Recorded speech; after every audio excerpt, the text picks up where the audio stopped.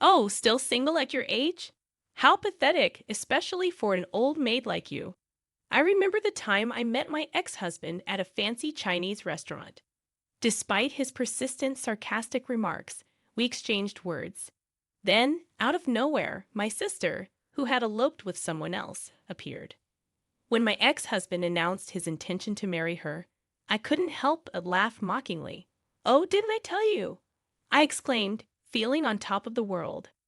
Caught off guard, my ex-husband was speechless as I made a sharp, talking confession. My name is Michelle Smith, a 39-year-old housewife. I've been married to my husband, Mike, who works in the transportation business, for about 2 years. We initially met at work, where I was an office clerk. Mike's lively and cheerful demeanor caught my attention, prompting me to make the first move. I found his easygoing and manly charisma very appealing, and it was love at first sight.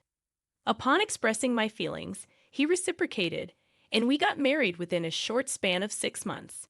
However, the person I thought was kind and pleasant transformed after our marriage. Married life turned out to be much tougher and more painful than I ever imagined.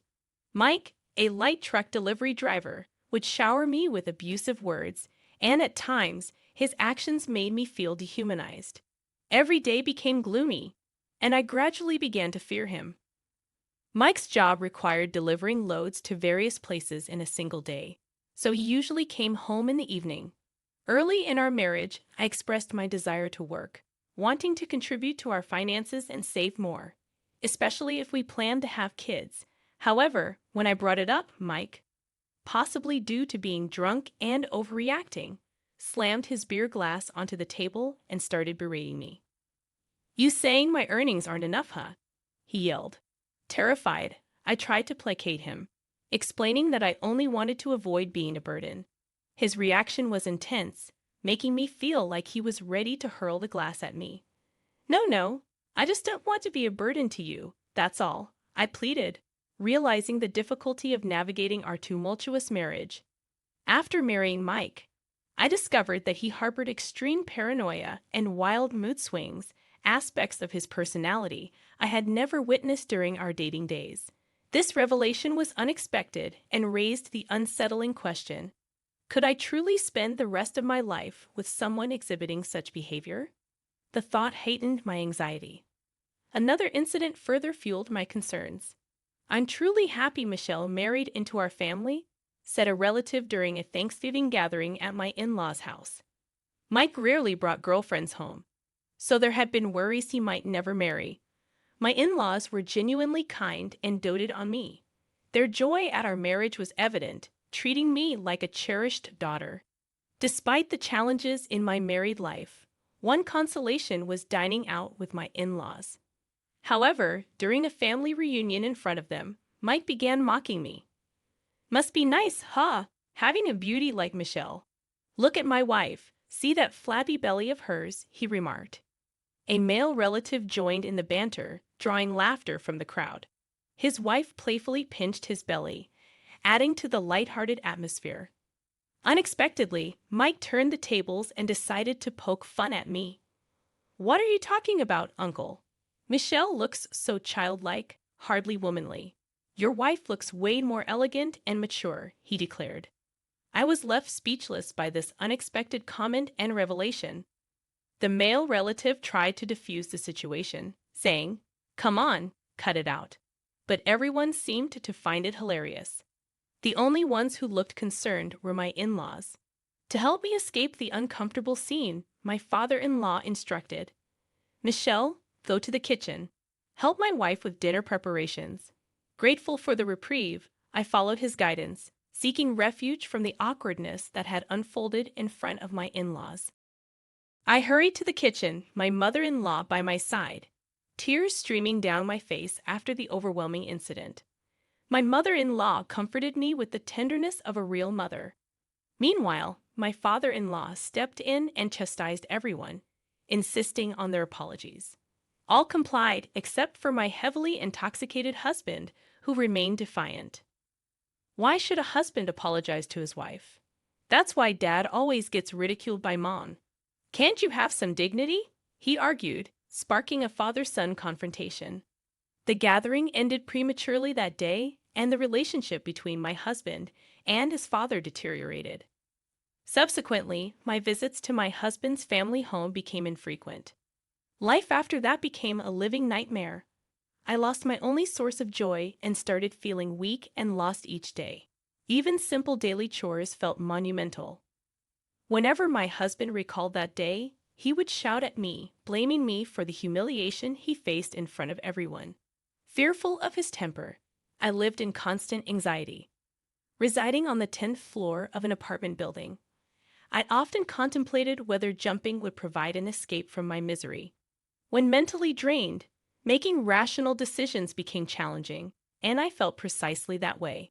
In one of these desperate moments, my sister paid me a visit. "You haven't been in touch recently." "I got worried, Michelle." "You look awful," she exclaimed. Catherine, my elder sister, 3 years my senior, worked night shifts in her previous job and was highly sought after, possibly because she looked much younger than her age. Her unannounced visit was rare, and it turned out she was in the neighborhood checking on the renovations of her new club. "Something happened with your husband?" she inquired. "My sister and I were inseparable growing up, and when I got married, nobody was happier than Catherine. Catherine cried tears of joy and celebrated with me like no other. I just want to disappear." "Wah, what happened?" she exclaimed, witnessing the distraught look on my face. Tears welled up in my eyes as I shared the painful situation I was facing. Every day felt like an emotional prison, with my husband subjecting me to abuse, causing pain and despair. There were moments when the weight of it all made me contemplate ending it all. Overwhelmed by my struggles, Catherine, after hearing my story, showed visible anger. She declared her intention to confront my husband right then and there. However, the mere thought of the potential repercussions made me even more scared. Tears streaming down my face, I pleaded with her not to take such direct action. Seeing my reaction, Catherine regained her composure and began brainstorming possible solutions. After a moment of silence between us, something seemed to click in Catherine's mind. With a bright expression, she whispered a plan into my ear. As I heard her proposal, I exclaimed in surprise and questioned if she was out of her mind. "You think that'll actually work? Who do you think I am?" I asked skeptically. Catherine, with confidence oozing from every pore, assured me of her trust in her plan. Despite my lingering concerns about potential risks if the plan were discovered, she made me realize the importance of wanting to break free from the torment. Unable to make a decision, I looked to Catherine, who turned serious and told me that ultimately the choice rested on my courage. Encouraged by her words, I made up my mind and agreed to her plan. From that day on, Catherine visited nearly every day. Recognizing that emotionally abusive individuals often act differently in public, she believed that her presence would prevent my husband from further mistreating me. Initially, my husband seemed uncertain about Catherine's frequent visits.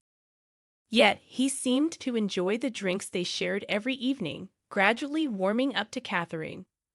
With her careful planning, Catherine ensured Mike drank enough to get really drunk and stayed with him until he fell asleep.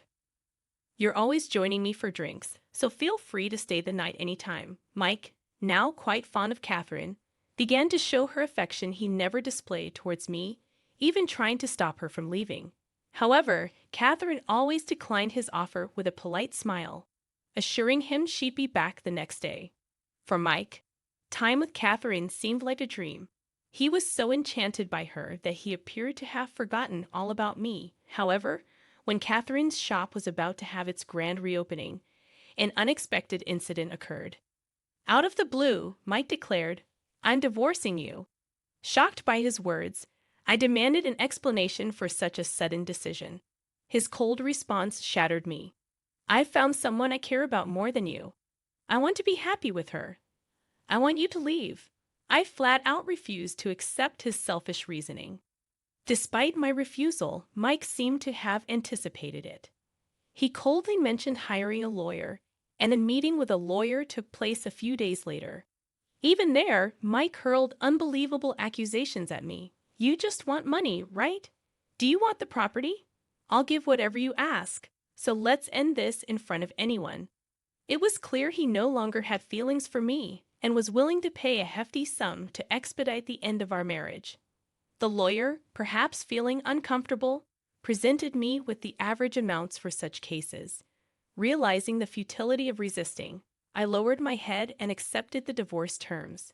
Fine, I muttered, acknowledging the harsh reality of our shattered marriage.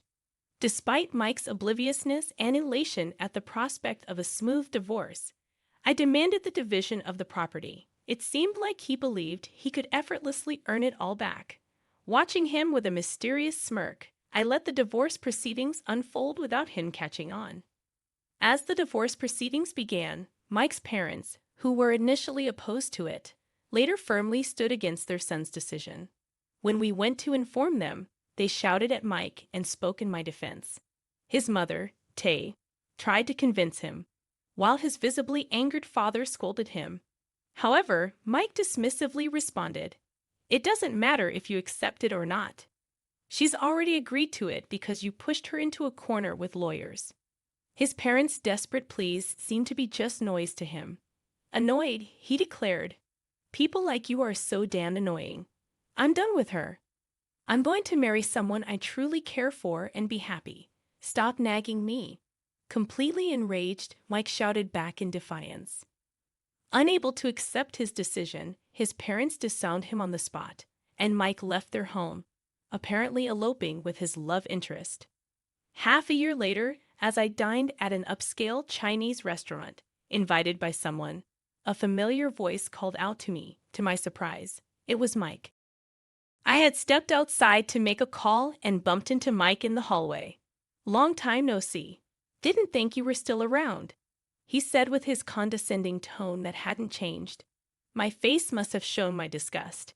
And he challenged, "What's with that face? If you've got something to say, spit it out."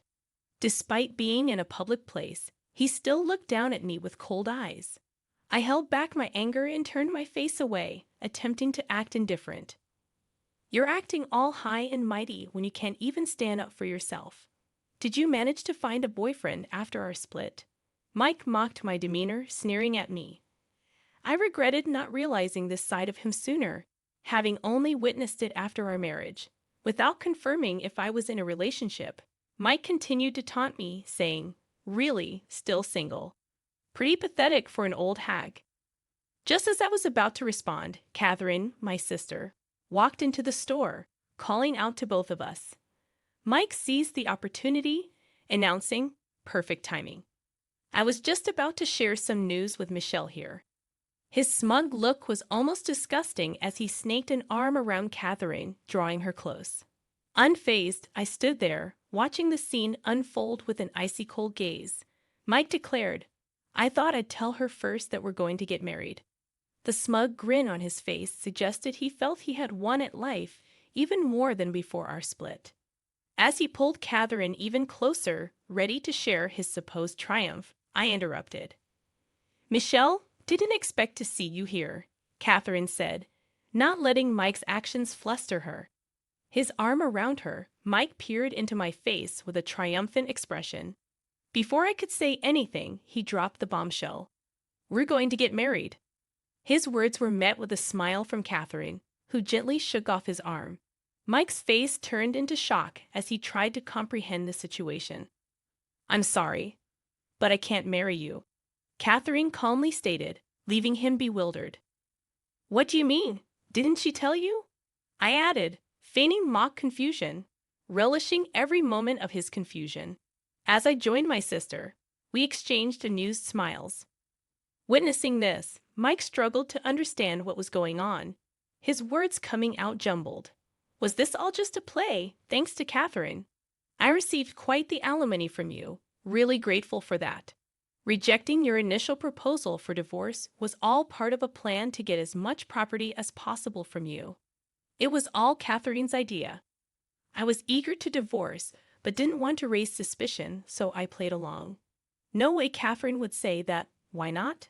Struggling to come to terms with the truth, you babbled on, refusing to believe my words. I tilted my head in confusion and asked, "Why do you say that?" Why would Catherine say something like that? She said she's going to marry me. Well, if you took my sales pitch so seriously, I was just doing my job, entertaining a client. Catherine responded to your comment, her brows furrowed, feigning concern. She touched her cheek with an exaggeratedly innocent gesture, sighing softly as she spoke. I only entertained you as a client. I never had any feelings for you. I'm sorry if I gave you the wrong impression. So you've been fooling me this whole time for the past 6 months. You were such a valuable customer, you said, always trying to one-up everyone. My sister spoke mockingly, with a derisive laugh. It was kind of cute, actually. Completely fooled by her theatrical performance, you displayed your anger and raised your voice, despite being inside a shop. Those sharp words from my sister infuriated you, and you began breathing heavily in agitation, while cautiously watching out for any signs of potential physical aggression. I discreetly reached for my phone. Keeping up the charade for half a year had been hard, but thankfully, you're simple-minded. It wasn't like I could just stay married to you. In truth, my sister was already married when I was with you, and she has a husband who works as a bodyguard. To ensnare you, my sister persuaded you by saying she was also going to get a divorce. From your perspective, who had never been popular in your life, the fact that someone was chasing after you so much was a delightful feeling. At the same time, you reveled in the superiority of being able to take someone away from another. Essentially, you fell right into my sister's trap. So, about you taking time to get that divorce, that was obviously a lie. As you can see, my marriage is perfectly fine. At that moment, a man emerged from behind, walking towards us with a smile. Pleasure to meet you. Seems like my wife has been causing you some trouble. You couldn't be serious. This was my husband. I invited him today to introduce him to you. My sister, with her radiant smile, made a point to show off by linking arms with my brother-in-law, exuding happiness. You looked dumbfounded, your face a mix of anger and sadness. It's a shame, isn't it? Wasting half a year only to end up being thrown out of your own home. It's so pitiful, I can't even bear to look. As you seemed dazed from the shock, you tried to lash out at me, reaching to grab my collar. However, my brother-in-law swiftly intervened, handling you like you were a mere child. What do you know about what I've gone through this past year, chasing after her? Do you understand? I don't, and I don't want to. You play with people's lives and then act all high and mighty. Do you understand how much pain you've caused me? Facing your aggressive stance, my voice broke with anger and tears as I finally let out all the frustrations I'd bottled up. The way you ridiculed me in front of our family, your attitude towards your in-laws, all your actions during our marriage, I will never forgive you. You're going to get a taste of hell. I then turned around and called out, "Please come out." Emerging from the room behind me were not just your parents, but also my own parents and even your relatives. Now, everyone can see your true colors and just how pathetic you truly are.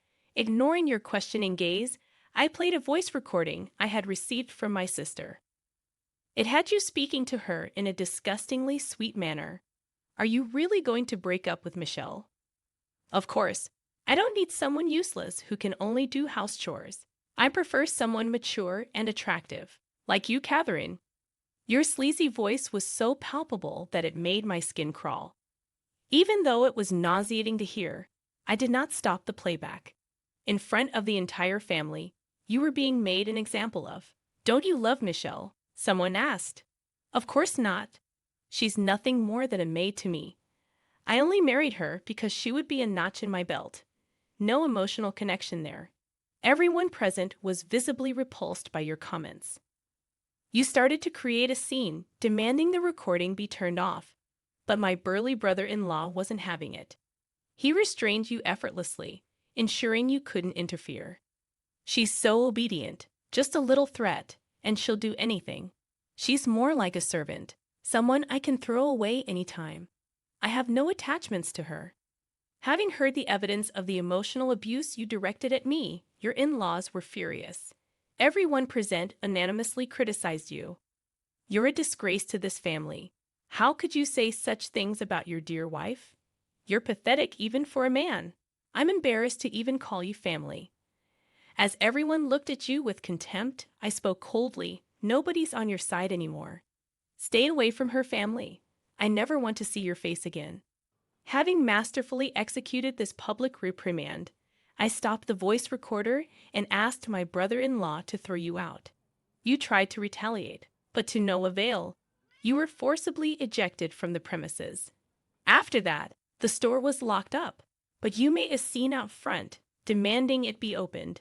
Eventually, you were reported and taken to the police station.